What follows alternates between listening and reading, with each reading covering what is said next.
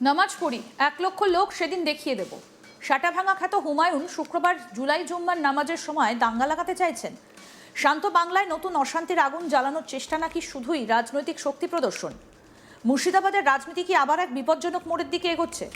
একজন নির্বাচিত জনপ্রতিনিধি যখন প্রকাশ্যে বলছেন 1,00,000 লোক নিয়ে বহরমপুরে যাব, প্রশাসনের কত ক্ষমতা আছে দেখব, তখন সেই বক্তব্য কি শুধুই রাজনৈতিক প্রতিবাদ, নাকি এর পেছনে লুকিয়ে রয়েছে আরো বড় কোনো উদ্দেশ্য?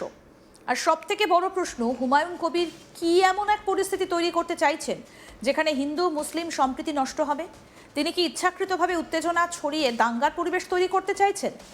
এই প্রশ্ন এখন শুধু রাজনৈতিক মহলেই নয়, সাধারণ মানুষের মনেও ঘুরপাক খাচ্ছে। মুখ্যমন্ত্রী ইতিমধ্যেই প্রকাশ্যে কড়া বার্তা দিয়েছিলেন যে শুভেন্দু অধিকারী, হুমায়ুন কবিরের মতো লোকজনকে শিক্ষা দেবার সময় এসেছে। সেই মন্তব্যের মাত্র 24 ঘন্টার মধ্যেই নওদার বিধায়ক হুমায়ুন কবিরের শক্তিপুরের বাড়িতে পৌঁছে যায় পুলিশের নোটিশ। রেজিনগর এবং শক্তিপুর থানায় দায়ের হওয়া দুটো পৃথক সুমোটো মামলায় তদন্তকারী আধিকারিকদের সামনে হাজিরার নির্দেশ দেওয়া হয়েছে তাকে। শক্তিপুর থানার মামলায় ৩রা জুন বেলা 11:30 এবং রেজিনগর থানার মামলায় 4ঠা জুন হাজিরা দেবার নির্দেশ রয়েছে। অভিযোগ, তার 2 রাজনৈতিক সভায় এমন বক্তব্য রাখা হয়েছিল যা ঘৃণামূলক ভাষণ হিসেবে পুলিশের নজরে এসেছে। সেই কারণেই পুলিশ নিজে থেকেই মামলা দায়ের করেছে। কিন্তু নোটিশ পাওয়ার পর হুমায়ুন কবিরের প্রতিক্রিয়া আরও নতুন বিতর্ক তৈরি করেছে। তিনি সাংবাদিকদের সামনে স্পষ্ট জানিয়ে দেন তিনি আগাম জামিন চাইবেন না। একই সঙ্গে বলেন শুক্রবার তিনি বহু বছর ধরে জুম্মার নামাজ পড়েন, তাই সেদিন থানায় হাজির হওয়া তার পক্ষে সম্ভব নয়। এখনো পর্যন্ত বিষয়টা আইনগত প্রক্রিয়ার মধ্যে ছিল, কিন্তু তারপরই তার বক্তব্যের সুর সম্পূর্ণ বদলে যায়। তিনি বলেন যদি তিনি মুর্শিদাবাদে থাকেন তাহলে 4ঠা জুন রেজিনগর থানায় যাবেন। পুলিশ চাইলে তাকে গ্রেপ্তার করতে পারে, কারণ তিনি নাকি কোনো অন্যায় করেননি এবং অন্যায়কে ভয়ও পান না।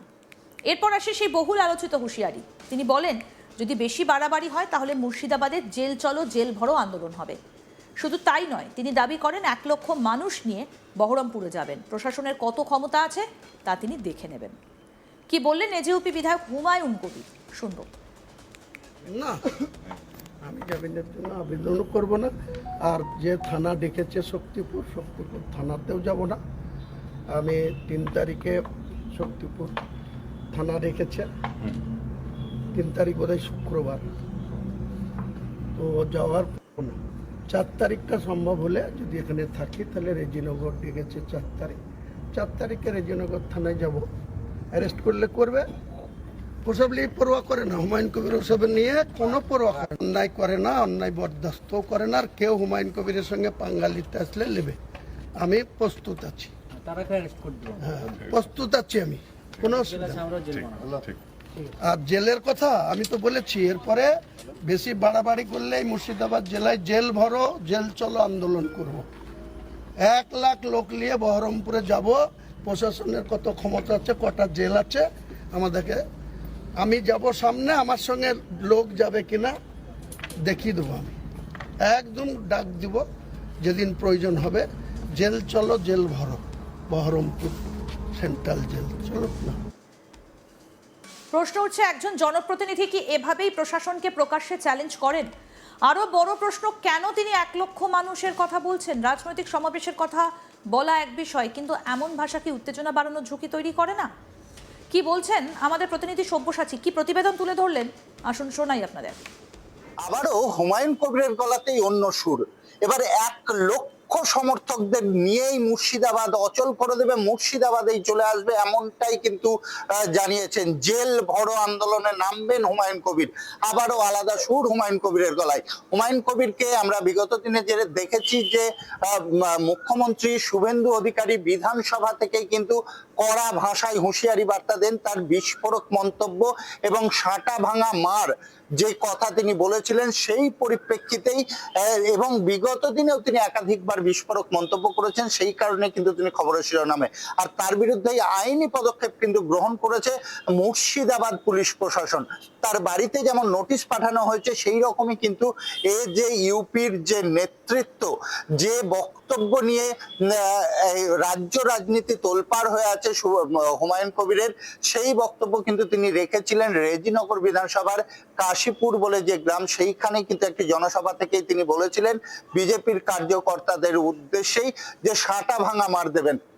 এবং বিভিন্ন সম্প্রদায়ের মুসলিম সম্প্রদায়ের মানুষজনদের নিয়ে তিনি কিন্তু পথে নামবেন এবং আন্দোলনে নামবেন, কে রুখতে পারে রুখে নেবে, এই ধরনের কিন্তু তিনি হুমকি দিয়েছিলেন। আর সেই হুমকির পরিপ্রেক্ষিতেই যখন মুখ্যমন্ত্রী বিধানসভা থেকেই তাকে সরাসরি একদম আইনি ব্যবস্থা গ্রহণ করা হবে তার এগেনস্টে, সেই কথা যখন পরিষ্কার করে, তারপরেই কিন্তু এই জনসভার যারা আয়োজক ছিলেন তাদের 3 জনকে গ্রেপ্তার করেছে মুর্শিদাবাদের রেজিনগর এবং শক্তিপুর থানার পুলিশ, এবং তাদেরকে গ্রেপ্তার করে পুলিশ হেফাজতে নিয়ে আসা হয়েছে। আর একই দিনেই কিন্তু হুমায়ুন কবিরের যে শক্তিপুরের বাড়ি, সেই বাড়িতেই কিন্তু 2টি নোটিশ পৌঁছে দেওয়া হয় 2টি থানার পক্ষ থেকে। যে সুমোটো মামলা হয়েছিল, সুমোটো যে কেস হয়েছিল, সেই মামলার নোটিশ পৌঁছে দেওয়া হয়। এই নোটিশ নিয়েই কিন্তু আবারও বিস্ফোরক হুমায়ুন কবিরকে 3 তারিখ শক্তিপুর থানায় এবং 4 তারিখ রেজিনগর থানাতেই কিন্তু হাজিরা দেওয়ার নোটিশ দেওয়া হয়েছে হুমায়ুন কবিরকে, এবং তিনি 3 তারিখ নামাজের কারণে শুক্রবার আছে যেতে পারবেন না সেটা জানিয়েছেন। 4 তারিখ হয়তো তিনি যাবেন রেজিনগরে, সে কথাও জানিয়েছেন। পাশাপাশি আবারও একটাই কথা জানিয়েছেন যে 1 লক্ষ লোক নিয়ে কিন্তু তিনি মুর্শিদাবাদে জেল ভরো আন্দোলন, সেই আন্দোলনেও নামবেন, সেই হুঙ্কার কিন্তু আবারও দিয়েছেন হুমায়ুন কবির।